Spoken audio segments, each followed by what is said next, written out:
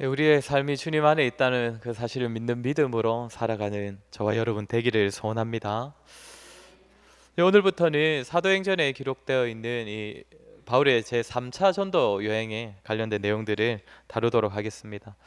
오늘 본문은 3차 전도 여행 중에 바울이 에베소에서 사역했을 때 있었던 그 내용이 기록되어 있는데, 우리 지난번에 2차 전도 여행의 말미에 바울이 자신을 파송한 안디옥 교회로 돌아가는 길에 이 에베소에 잠시 들렸었던 이야기를 한번 살폈었습니다.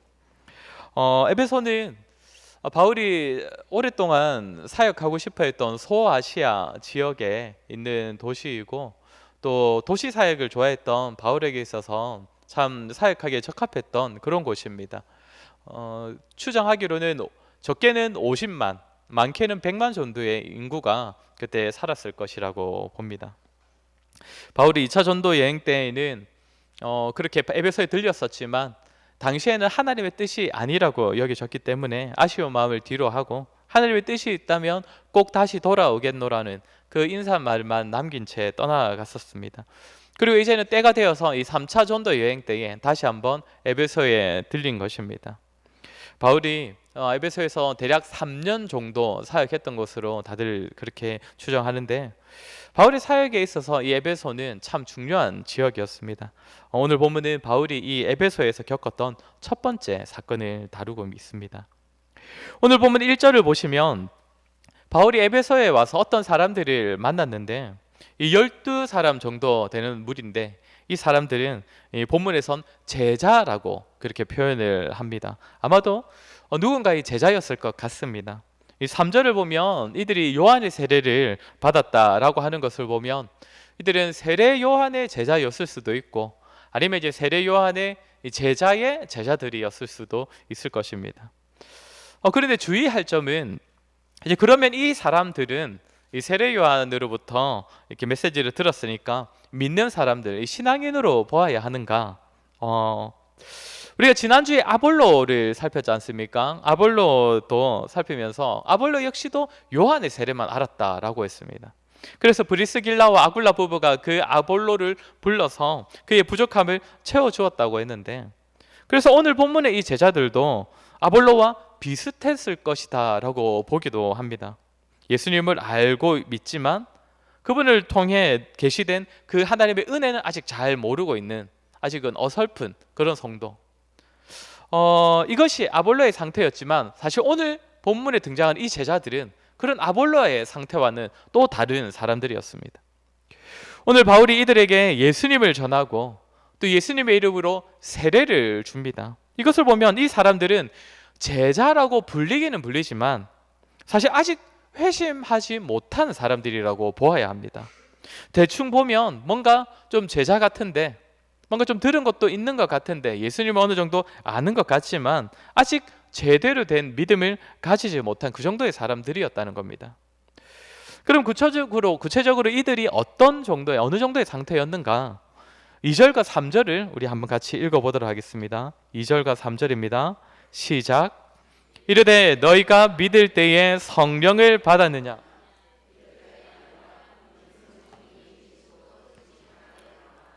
바울이 이르되 그러면 너희가 무슨 세례를 받았느냐? 대답하되 요한의 세례니라. 바울이 이들에게 무엇을 묻습니까? 성령을 받았느냐? 그러니까 이들이 뭐라고 합니까? 성령이 계심도 듣지 못하였노라. 그러면 너희는 도대체 무슨 세례를 받았느냐? 라고 했더니 이 사람들은 요한의 세례를 받았다라고 합니다. 지금 이 사람들은 성령의 계심도 듣지 못했다라고 하는데, 성령이라는 그 이름 자체를 처음으로 들어봤다라는 그런 의미는 아닙니다. 왜냐하면 이들이 지금 요한의 세례를 받았다고 하지 않습니까? 지난주에도 말했지만 여기서 말하는 요한의 세례는 진짜 요한이 주었던 그 세례 형식, 그 양식, 그것을 의미하는 것이 아니라 그가 전한 메시지를 듣고 믿고 따랐다는 의미입니다. 그런데 요한이 전한 메시지 중에 어떤 메시지가 있었습니까? 나는 물로 너희에게 세례를 주거니와 나보다 능력이 더 크신 이가 오나니 그분은 무엇으로 세례를 준다고 했습니까? 성령과 불로 너희에게 세례를 줄 것이다 라고 전했지 않습니까? 그러니 요한의 세례를 받은 이 사람들도 사실 성령이라는 이름은 분명 들어보았을 것입니다. 다만 지금 바울이 성령을 받았느냐, 받았느냐고 묻는 이 질문이 생소한 것이지요. 성령 세례를 들어는 보았는데, 성령이 오신다는 얘기를 들어는 보았는데, 그것이 우리가 성령님을 받는 것이고 그분이 우리 안에 거하시는 것이다, 그런 의미인 줄은 몰랐다는 것이죠. 그러니 우리는 성령의 계심도 듣지 못하였다라고 대답을 하는 겁니다. 성령을 아직 경험하지 못한 자들이라는 겁니다. 그러자 바울이 4절에서 이들에게 예수님을 전합니다. 우리 4절 한번 같이 읽겠습니다. 바울이 이르되 요한이 회개의 세례를 베풀며 백성에게 말하되 내 뒤에 오시는 이를 믿으라 하였으니 이는 곧 예수라 하거늘. 바울은 이들에게 세례 요한이 회개의 세례를 베풀면서 내 뒤에 오시는 이를 믿으라 라고 전했던 그분이 바로 예수님이시다, 이 사실을 전했습니다. 본문은 짧게 기록되어 있지만 아마 사도 바울은 상당히 길게 또 많은 양으로 예수님을 전했을 것입니다. 그러니까 지금 바울은 아직 성령님을 받지 못했다는 자들, 성령을 경험하지 못했다는 자들에게 예수님을 전하고 있는 것입니다. 그리고 5절에서는 예수님의 이름으로 이들에게 세례를 베풉니다. 왜 그랬겠습니까? 성령을 받지 못해서 성령을 받는 것, 그래서 예수님을 이들에게 전하는 것이, 성령을 받는 것과 예수님을 전하는 것이 사실상 동일하다는 것입니다. 그게 그거다, 동일한 의미라는 것이죠. 아직 성령을 경험하지 못했다는 것은 예수님을 제대로 알지 못한다는 것이고 믿지 못한다, 그런 의미이기 때문입니다. 우리 이 부분을 한번 짚고 넘어가려고 합니다.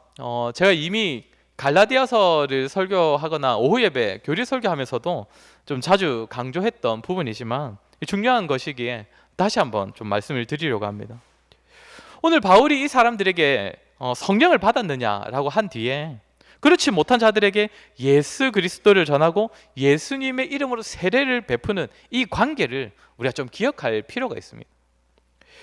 오순절 성령주의자들은 오늘 이 본문을 근거로 하여서 성도에겐 세컨 블레싱, 그러니까 처음 예수님을 믿을 때 성령님께서 오시는 것과 그 외에도 또 한 번 임하시는 그 성령님의 특별한 임재가 반드시 있어야 한다라고 주장을 합니다. 예수님을 믿는 것이 다가 아니라, 믿을 때 성령을 받는 것이 다가 아니라 성령님께서 또 한 번 특별하게 오셔야 된다는 것이죠. 그래서 오늘 본문도 바울이 이 사람들에게, 이미 믿는 사람들에게 특별한 성령의 임재를 도와주었다, 이렇게 해석을 합니다. 그러나 본문은 그런 의미가 아닙니다. 제가 여러분에게 한번 물어보겠습니다. 성도 여러분, 성령님을 받으셨습니까? 우리 성도님들 아주 잘하시네요. 사실 대답하기가 참 쉬운 그런 질문은 아닙니다. 왜 그렇습니까? 성령님을 받았다라고 이렇게 자신 있게 대답을 하더라도 내 삶을 돌아보면 내가 진짜 성령 받은 게 맞냐, 내가 진짜 성령님의 능력으로 살아가고 있는 게 맞나, 뭔가 좀 아쉬움이 많아 보이기 때문이지요. 그런데 중요한 것은 성령께서 우리 안에서 이루시는 그 일 중에는 생각보다 단순하면서도 너무나 중요한, 그렇지만 너무나 분명한 그런 사역이 있습니다. 고린도전서 12장 3절 말씀입니다. 고린도전서 12장 3절 우리 같이 한번 읽겠습니다. 그러므로 내가 너희에게 알리노니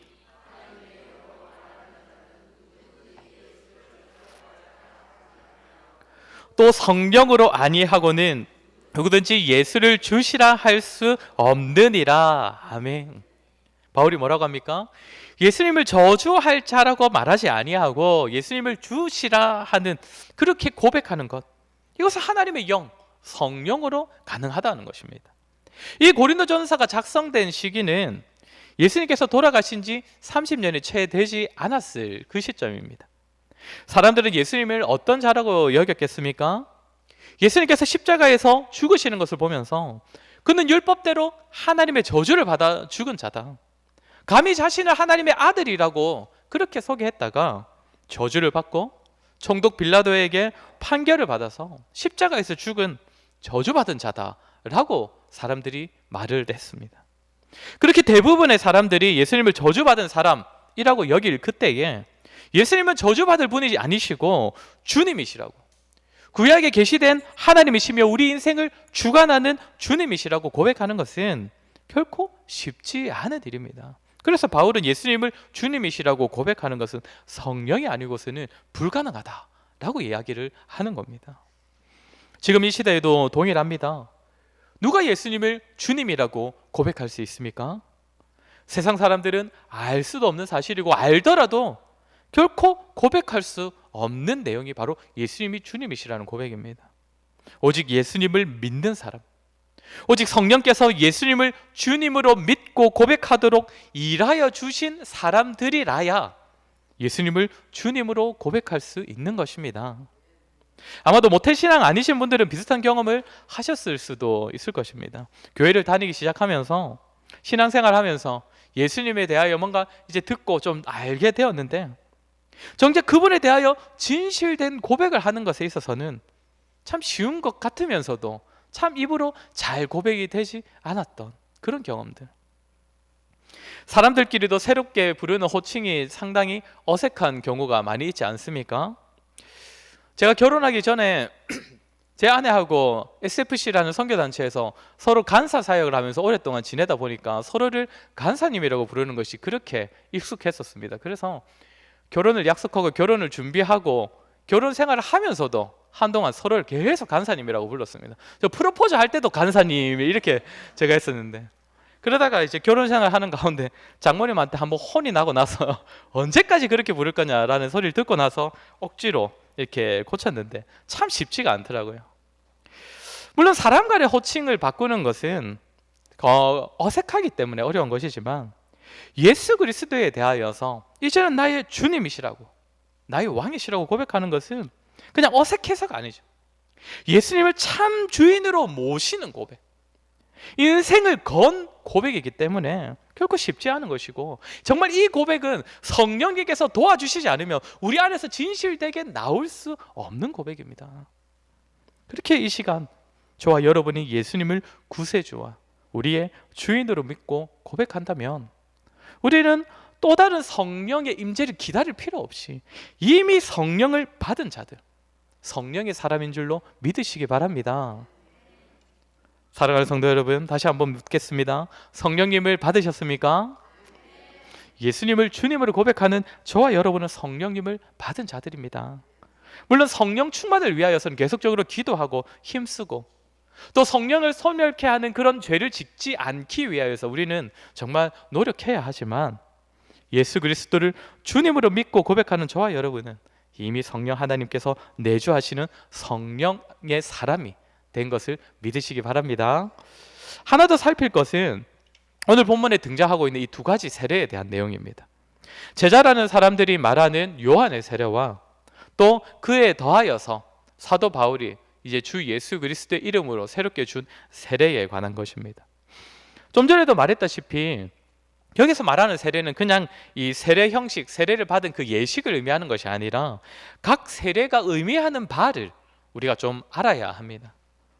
이 두 가지 세례는 우리가 교리에서 자주 다루는 이 회심에 관한 내용 중에 그 회심에 필요한 그 두 가지 요소에 대해서 잘 보여주는 그런 세례들입니다. 우리가 교리에서 회심에 대하여서 말할 때 두 가지 요소가 있다라고 말을 하는데 그중 첫 번째가 회개입니다. 회개. 죄에 대한 뉘우침, 죄에서의 돌이킴. 그리고 또 하나 요소가 무엇이냐면 예수 그리스도의 공로를 의지하는 믿음입니다. 즉 회개와 믿음이 회심의 두 가지 요소라는 것입니다. 참 구원을 얻는 신앙, 회심한 성도에게는 이 두 가지 요소가 반드시 나타난다는 것이죠. 오늘 본문에서 말하는 요한의 세례가 이 요소들 중에서 먼저 회개에 대하여서 말하는 겁니다. 다시 한번 말하지만 요한이 전한 메시지의 핵심은 회심입니다. 회개하고 세례를 받으라, 죄로부터 돌이키라. 이것을 핵심으로 전한 메시지입니다. 이는 회심의 두 가지 요소 중에 회개에 관한 것을 강조한 메시지인데 사실상 회개만을 강조한 메시지라고 보아야 합니다. 물론 오늘 본문에서 바울은 이 회개만을 전한 이 요한의 세례, 그리고 요한의 메시지만 알고 있는 이 제자들이 부족하다고 여겨서 이들에게 예수님을 전하고 예수님의 이름으로 다시 세례를 베풀지만, 사실 요한의 세례가 의미하는 바도 사실 굉장히 중요합니다. 회개. 이것만 있는 것은 잘못된 것이지만 회개는 회심에 있어서 반드시 필요한 요소이고, 그렇게 모든 구원받은 신자들에게 반드시 있어야 할 부분이 바로 이 회개이기 때문입니다.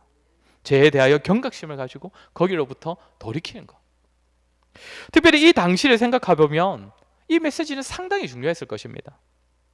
로마가 기독교를 공식적으로 인정하기 전까지 모든 성도의 삶은 사실상 박해였습니다. 박해의 연속이었습니다. 시기마다 어느 정도의 차이는 있었지만 성도들에게 박해의 상황이 계속되었습니다. 그러다 보니 이제 배교자들도 많이 발생하고, 또 배교했다가 다시 교회로 돌아오는 사람들도 많이 발생했습니다. 그러니 이들에게는 회개의 메시지가 중요하지 않았겠습니까? 또한 배교하지는 않았더라도 그저 목숨 챙기기에만 급급한 그런 신앙생활을 하는 사람들이 상당히 많았습니다. 이들에게도 역시 회개의 메시지는 중요했을 것입니다. 게다가 당시 교회에는 박해의 어려움만 있었던 것이 아닙니다. 이 당시에는 유대교와 기독교가 완전하게는 분리되지 않았던 시기였긴 하지만 어쨌든 그 당시 기독교는 굉장히 타락했었습니다. 당시 성전은 만민이 기도하는 집이 아니라 강도의 소굴이 되어 있었고, 종교 지도자들이라는 사람들은 더 이상 이 백성들의 신앙을 지키기 위해 힘쓰기보다는 자신들의 이권을 챙기기에 급급했던 모습이었습니다. 바리새인과 같은 위선자들, 사도개인과 같은 권력을 탐하는 자들이 종교 지도자들이었으니 이런 시대에 신앙생활을 했던 성도들에게는 무엇보다 필요했던 것은 세례 요한의 메시지, 바로 죄로부터 돌이키라는 그 회개의 메시지가 무엇보다 필요했을 것입니다. 사실상 오늘날도 좀 비슷한 것 같지 않으십니까? 로마와 유대인들의 박해 가운데에서 그저 하루하루를 살아가는 것에만 급급하여서 예수 그리스도를 믿는 믿음이 전혀 삶의 기초가 되거나 삶의 바탕이 되지 못했던, 정말 최고의 가치가 되지 못했던 그런 시대나 오늘 이 시대가 참 비슷하다는 것입니다. 사는 것이 바빠서, 사회생활 하는 데에 급급하여서 그저 예수 그리스도를 믿는 믿음은, 신앙생활은 그저 한 부분, 일부분, 하나의 영역이 되어가고 있습니다. 자신의 삶과 인간관계와 선택하는 것과 계획하는 것에 있어서 예수 그리스도를 믿는 믿음이 더 이상 참 깊은 의미가 없어졌습니다. 또한 타락해가는 교회와 성도들의 현실도 크게 다르지 않습니다. 성도에게 요구되는 삶의 수준이 점점 낮아지고 있습니다. 거룩함과 죄에 대한 수준, 그 기준이 점점 더 낮아져서 갈수록 이제는 주일에 예배에 참석하는 것 외에는 성도와 불신자들의 구분 짓기가 어려워지고 있는 그런 시점에 왔습니다. 이런 때에 참 필요한 것이 무엇이겠습니까? 요한의 세례입니다. 요한이 전했던 회개의 메시지입니다. 죄의 길에서 돌이키십시오. 거룩함을 회복하십시오. 다시 오실 예수 그리스도 앞에 부족함이 없는 모습으로, 칭찬받는 모습으로 돌이키고 의를 행하며 살아가십시오. 저와 여러분에게도 이런 메시지가 너무나 필요하지 않습니까? 자신의 죄를 주목하고 돌이키고 애쓰는 정말 그런 결단의 모습이 있어야 합니다. 참된 회개가 너무나 중요하고 너무나 필요한 시대입니다. 그러나 중요한 것은 오늘 바울이 그랬던 것처럼 이것만으로는 부족하다는 것입니다. 이 회개의 메시지가 너무나 중요하지만 이것만으로는 부족하다는 것입니다. 오늘 본문을 따르면 이것만 있는 것은, 회개의 메시지만 붙잡는 것은 예수님을 모르는 것과 마찬가지다라고 볼 수 있습니다. 그렇게 여기에서 더 나아가서 필요한 것은, 아니 반드시 필요한 것은 회심에 있어서 두 번째 요소가 무엇이라고 했습니까? 예수 그리스도를 의지하는 믿음.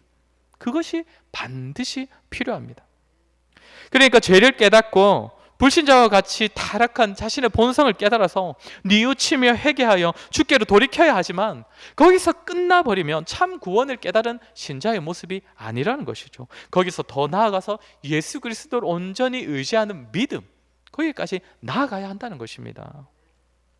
비록 자신의 삶이 불신자와 다를 바 없고 죄악투성이더라도 자신의 죄를 슬퍼하고 회개하는 상태에서 끝나버리는 것이 아니라 우리의 참된 대속자가 되시며 중보자가 되시고 우리의 의로움이 되시는 예수 그리스도를 바라보면서 그분을 의지하는 믿음을 가지는 것, 이것이 참된 성도의 모습이라는 것입니다. 바울은 오늘 만난 제자들에게 성령을 받았느냐고 물어보는 이유도 사실 동일합니다. 이들이 회개의 메시지는 받았지만 아직 예수 그리스도를 의지하는 믿음의 메시지는 받지 못한 자들에게 성령님을 받았느냐고 물어보는 것도 결국 동일한 의미입니다. 성령님의 역할은 좀 전에 말한 것처럼 우리를 예수 그리스도께서 주님이시라고 고백하는 역할과 동시에 또 어떤 것들이 있습니까? 그리스도를 믿게 하고 그분의 은혜를 누리게 하는 것도 사실 우리 안에 계신 성령의 역할입니다. 우리 에베소서 3장 16절부터 19절 말씀을 우리 한번 같이 읽도록 하겠습니다. 앞에 화면을 보시면서 먼저 16절을 보면 그게 성령으로 말미암아라는 말이 나오는데 우리 한번 쭉 읽어보도록 하겠습니다. 시작. 그의 영광의 풍성함을 따라 그의 성령으로 말미암아 너희 속사람을 능력으로 강건하게 하시오며 믿음으로 말미암아 그리스도께서 너희 마음에 계시게 하시옵고 너희가 사랑 가운데서 뿌리 박히고 터가 굳어져서 능히 모든 성도와 함께 지식에 넘치는 그리스도의 사랑을 알고 그 너비와 길이와 높이와 깊이가 어떠함을 깨달아 하나님의 모든 충만하신 것으로 너희에게 충만하게 하시기를 구하노라. 아멘. 우리가 예전에 오후 예배 때도 들었었는데 우리 안에 예수 그리스도에 대한 믿음을 일으키시는 분은 성령 하나님이십니다. 믿음을 일으키셔서는 우리 마음에 그리스도가 계시게 하시고 그분의 사랑이 우리 안에 깊게 새겨지고 그분의 사랑을 풍성하게 알고 하나님께서 예수님 안에서 우리를 사랑하시고 우리를 충만케 하시는 것을 누리도록 하신다는 것입니다. 오늘 본문에서 바울은 이 제자들이 요한의 가르침을 통해 비록 죄를 회개하고 주께로 돌이키려는 모습에 있어서 열심은 보이고 있지만 성령을 통해 누려지는 예수 그리스도를 믿는 믿음이 없음을 인하여서 그리스도를 알려주고 예수 그리스도의 이름으로 그들에게 세례를 베풀었습니다. 그렇게 함으로써 예수님께서 우리를 위하여 행하신 일들을 알고 알 뿐만 아니라 주님께서 행하신 일을 바로 나를 위하여 행하신 일로 여기고 주께서 나를 위하여 행하신 그 사역대로 말미암아 내 삶이 새로워지고 이제는 우리의 인생이 완전히 뒤바뀌어서 이제 우리의 인생이 하나님께 연합되었다는 그 사실을 깨닫고 확신하게 해주는 그 성령의 역사가 그 성령으로 말미암는 믿음이 이 제자들에게 있기를 바랬던 것입니다. 사랑하는 성도 여러분, 성도의 회심은 이렇게 회개에서 믿음으로 이어져야 합니다. 자신의 죄를 보고 애통한 마음을 가지고 이것을 슬퍼하고 뉘우쳐서 주께로 돌이키는 것과 동시에 성령께서 주시는 믿음으로 예수께서 행하신 그 일을 그저 성령의 기록으로, 성경의 기록으로, 그저 교리적 지식으로만 알 뿐만 아니라 자신의 삶의 전부가 되었다는 사실을 인정하고 그 은혜를 누리면서 예수 그리스도를 바라보고 의지하는 것, 이것이 참되게 회심한 성도의 모습이라는 것이죠. 이 두 가지, 회개와 믿음이 성도의 삶에 참 균형 잡혀 있어야 합니다. 우리가 신앙생활에 있어서 믿음과 행함이 참 균형이 잡혀 있어야 된다는 말을 자주 하는 것처럼 우리의 신앙에 있어서 회심한 성도에게 있어서는 이 균형, 또 하나의 균형이 필요합니다. 회개와 믿음입니다. 많은 성도들이 둘 중에 하나에만 매달리고서 마치 둘 다 붙잡고 있는 것처럼 여기곤 합니다. 요한의 세례, 회개만을 붙잡는 성도가 있습니다. 죄를 지적받고 죄를 깨달아서 회개하는 것을 좋아하는 겁니다. 그걸로 신앙생활에서 만족을 누려버리는 것이죠. 다시 한번 말씀드리지만 이것 자체가 잘못된 것은 절대 아닙니다. 회개는 정말 중요합니다. 그러나 이것만 있다면, 우리의 삶에서 이것만 있다면 잘못된 것이라는 거죠. 죄를 깨달아서 양심에 찔려하고 눈물로 회개하는 시간을 가졌다는 것 자체에서 만족을 느끼고 내 신앙생활 다 했다라고 여기는 것, 소위 말하는 수련의 신앙이 좀 이런 내용들이 참 많이 있었죠. 어쨌든 찔리게 만들고 눈물 쏙 빼놔서 회개하게 만들고, 옛날에 보면 어떤 수련회 가면 막 아이들 막 오자마자 무릎 꿇리고 막 계속 막 회개하라고 하고, 교회 돌아가면 빨리 목사님한테 무릎 꿇고 잘못부터 빌어라, 막 이런 설교 막 하고 그랬는데, 저희 아들들은 좀 보내고 싶긴 한데 그런 수련회도 이게 때때로 정말 필요한 메시지이긴 하지만 사실 이것만 있으면 그것은 부족하다는 것입니다. 그것은 일부라는 것이죠. 무시해서는 안 되고 우리의 삶에 반드시 필요하지만 거기서만 만족을 얻어서는 안 될 것입니다. 왜 그렇습니까? 우리에게 더욱 크고 중요한 것은 예수 그리스도와 주님께서 이루어 놓으신 사역이기 때문입니다. 회개에만 매달려서 자신의 죄를 보고 눈물을 흘리지만 예수 그리스도를 바라보면서 그리스도의 아름다움과 풍성함을 보면서 그 감격이 없고 눈물이 없다면 분명 부족한 신앙생활을 하고 있는 것이죠. 예수 그리스도를 믿는 자에게 주시는 성령으로 말미암는 기쁨, 구원에 대한 감격, 모른 채 살아갈 때가 너무나 많지 않습니까? 말씀으로 주께서 이루시는 일들을 주목하고 기도하는 가운데 성령께서 우리의 마음을 만지시고 또 삶 가운데 충만하게 역사하셔서 예수 그리스도를 향한 믿음이 머릿속 공허한 지식에 그치지 아니하고 우리를 감동케 하고 우리를 거듭나고 새 사람 되게 하신 삶을 누리면서 이 일을 이루신 하나님의 은혜를 바라보고 그 은혜를 계속적으로 의지하며 살아가는 삶, 이렇게 회개에 더하여 예수 그리스도를 의지하고 그분의 은혜에 나 자신을 맡기는 그 믿음이 있는 삶이 참되게 회심한 자의 삶입니다. 사랑하는 성도 여러분, 우리의 모습을 한번 돌아보았으면 좋겠습니다. 혹시 우리의 신앙생활이 한쪽에만 쏠려 있지는 않습니까? 하나만을 붙잡으면서 둘 다 붙잡고 있다고 여기고 있지는 않습니까? 때로는 그리스도를 믿는 믿음으로 구원받았다는 그 사실이 혹 죄를 가볍게 여기는 모습으로 이어지고 있지는 않습니까? 그리스도의 은혜를 핑계 삼아서 우리의 삶에서 빈번하게 일어나고 있는 우리의 죄된 모습을 회개하지 않는 그런 삶의 좋은 핑계로, 믿음을 핑계로 삼고 있지는 않습니까? 저와 여러분, 예수님의 오실 길을 예비하기 위해 요구되었던 모습이 회개였기에 정말 다시 오실 예수 그리스도를 기다리면서도 우리에게 있어야 할 중요한 모습 역시도 회개라는 사실을 우리가 꼭 좀 기억하여서 날마다 우리 자신의 죄된 모습, 타락한 본성을 돌아보고 뉘우치고 돌이키는 회개의 삶을 살아가는 저와 여러분이 되었으면 좋겠습니다. 또한 죄만 돌아보고 그 죄만 깨닫고 회개하고 끝나버리는 것이 아니라 반드시 회개해서 믿음으로 나아가는 저와 여러분이 되었으면 좋겠습니다. 회개가 중요하지만 회개 역시 우리의 공로가 되는 것은 절대 아닙니다. 우리의 공로는 오직 예수 그리스도이시고 그 공로가 우리의 것이 되는 비결은 오직 하나님의 은혜입니다. 이 사실을 기억하면서 저마다 날마다 거저 베풀어 주신 은혜에 대한 감사로 살아가고 그렇게 계속적으로 예수 그리스도와 하나님의 은혜에 우리의 삶을 맡기고 그렇게 주의 뜻에 순종하기를 날마다 새롭게 다짐하는 그러한 저와 여러분 되기를 주의 이름으로 간절히 소원합니다.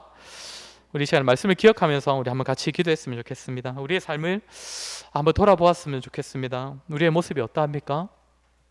죄에 대하여 무감각하여서 회개하는 삶이 없지는 않습니까? 예수 그리스도의 공로와 오직 믿음으로 구원받는다는 사실이 핑계가 되어서 회개하고 죄에서 돌이키는 삶을 소홀히 여기고 있는 우리의 모습은 아닙니까? 아니면 혹 회개에만 머물러 있는 우리의 모습은 아닙니까? 죄를 보고 정말 눈물로 뉘우치는 모습에만 정말 멈춰있는 우리의 신앙생활 아닙니까? 우리 시간 말씀을 기억하며 한번 같이 기도했으면 좋겠습니다. 우리 시간 기도할 때에 회개하는 믿음, 회개와 믿음, 정말 균형 있는 신앙생활이 우리에게 있기를 기도했으면 좋겠습니다. 하나님, 날마다 우리의 죄를 돌아보고 애통하고 슬퍼하는 마음으로 회개하기를 쉬지 않는 우리가 되게 하여 주시옵소서. 날마다 회개함으로 다시 오실 주님의 날을 예비하는 우리가 되게 하여 주시옵소서. 또한 회개에서 멈추지 않고 죄를 깨닫는 것에서 그치지 않고 예수 그리스도를 믿는 믿음을 붙잡는 우리가 되게 하여 주시옵소서. 우리 자신의 회개와 열심보다 주님께서 행하신 일들을 주목하고 거기서 힘과 소망을 얻으며 살아가는 우리가 되게 해달라고 우리 시간에 들은 말씀을 기억하며 우리 한번 같이 기도하도록 하겠습니다. 기도하겠습니다.